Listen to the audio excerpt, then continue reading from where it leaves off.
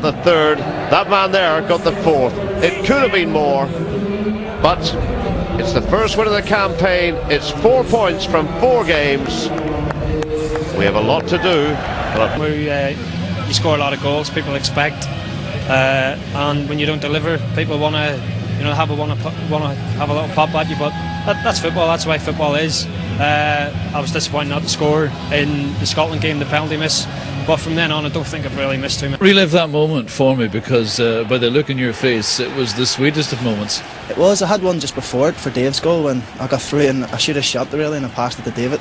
But he repaid the favour for me with a great little set, and I just didn't think anything else of it. I just thought, just shoot and you might have a chance of scoring here, and I did, and it was a great feeling. The 2 games before that, it hasn't been any different, and we treat each game exactly the same as it comes, whether it be San Marino, whether it be the Czech Republic.